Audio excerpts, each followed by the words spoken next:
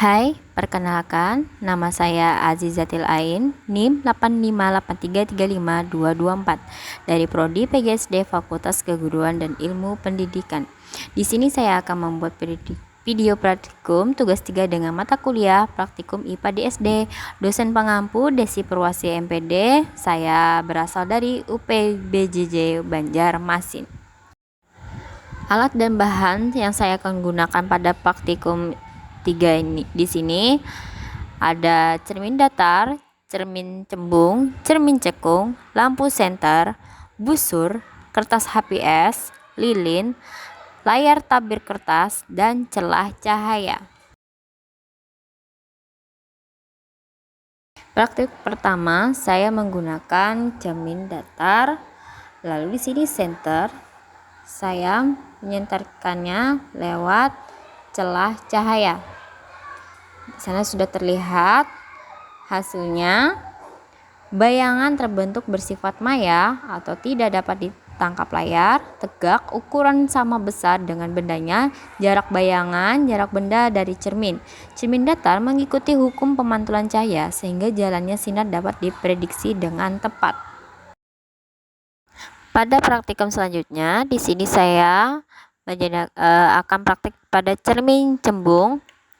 Kita lihat di sini sinar datang yang mengenai cermin selalu dipantulkan menyebar atau dipergen. Perpanjangan sinar pantul bertemu di belakang cermin sehingga fokusnya bersifat maya, tegak, dan diperkecil. Bayangan selalu terbentuk di belakang cermin, tidak peduli posisi bendanya. Praktikum selanjutnya adalah cermin cekung. Bisa kita lihat, letak benda jauh dari titik pusat kelengkungan R, sifat bayangannya nyata terbalik dan diperkecil. Letak benda di antara R dan F, fokus, sifat bayangan nyata terbalik dan diperbesar. Lalu, letak benda tepat di titik fokus F, sifat bayangannya tidak terbentuk bayangan atau sinar sejajar.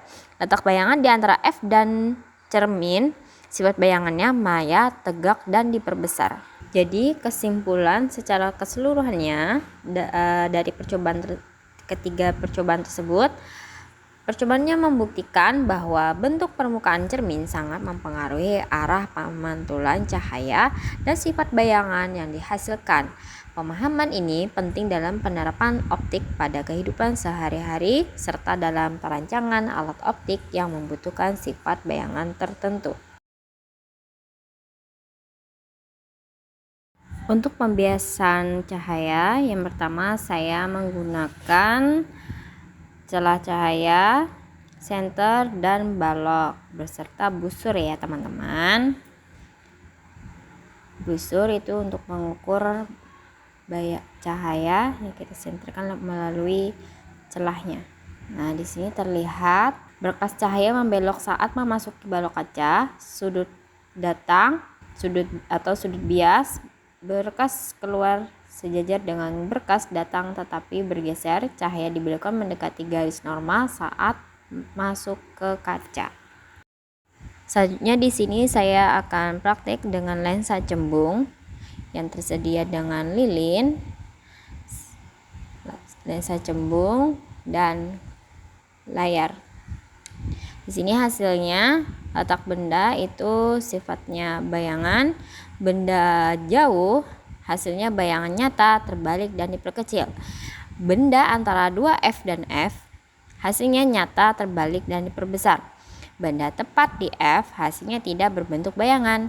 Benda antara F dan lensa hasilnya maya, tegak, dan diperbesar.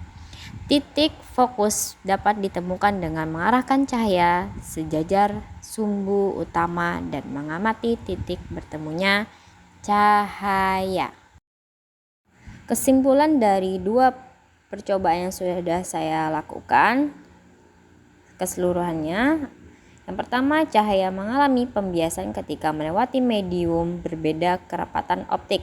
Yang kedua, pada balok kaca, cahaya dibelokkan 2 kali sehingga sinar keluar sejajar dengan sinar datang tetapi bergeser.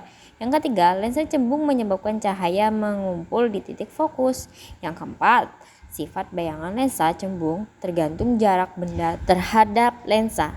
5. Hasil percobaan mendukung teori pembiasan cahaya dan hukum Snellius. Terima kasih sudah menyaksikan dari hasil praktikum yang saya lakukan dan saya buat. Saya akhiri. Wassalamualaikum warahmatullahi wabarakatuh.